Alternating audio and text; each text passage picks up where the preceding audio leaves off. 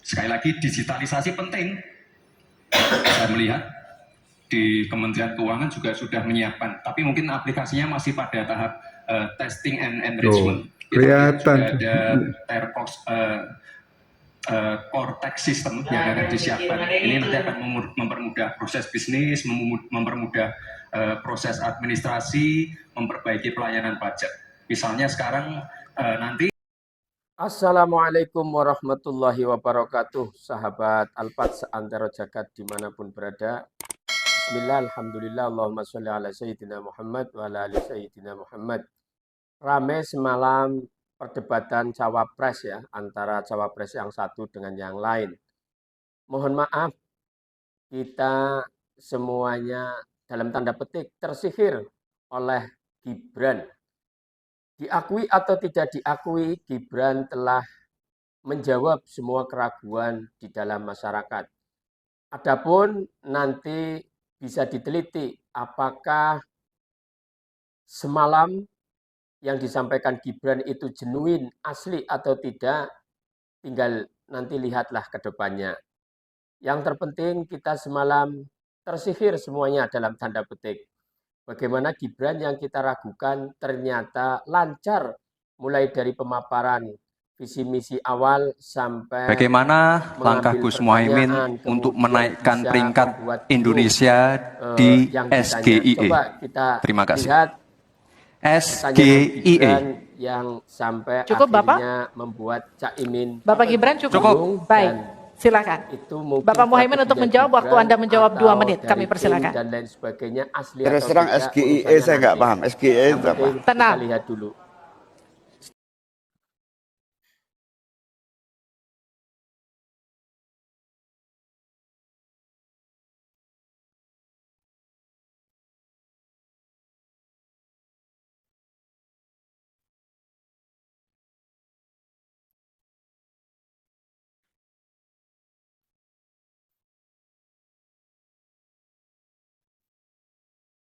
Bukan. Di dalam bahasa Indonesianya SGIE, State of Global Islamic Economy, ada juga Global Islamic Economy Indicator. Kenapa nggak ngomongnya gitu aja? Kenapa harus pakai singkatan? Ya karena itu sudah menjadi bahasa baku. Saya nggak dapat. Karena gini dalam dunia ekonomi syariah. Ya kalau ini singkatannya dalam bahasa Inggris, kenapa dia ngomongnya SGIE bukan SGIE gitu loh? Itu maksudnya Gibran mungkin untuk mempermudah. Enggak lah.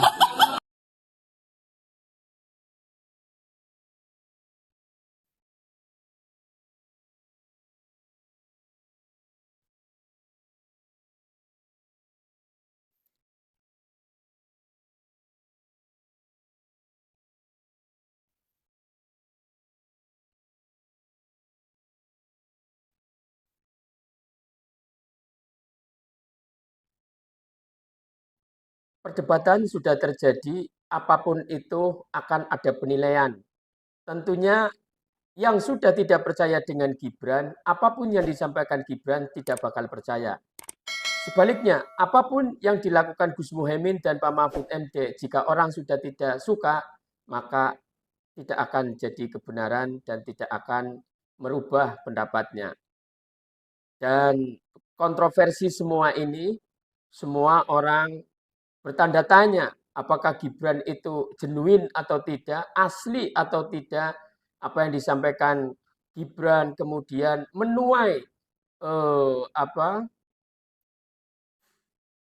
orang-orang netizen itu mengambil celah di mana sih kok Gibran bisa seperti ini. Ternyata juga ada yang mempunyai video dan ada headset di sebelah kanan dan Gibran kelihatan ada yang di sebelah kiri. Tapi sekali lagi, apapun yang dilakukan orang itu, jika orang lain sudah tidak percaya, maka tidak akan menjadi kebenaran dan sebaliknya.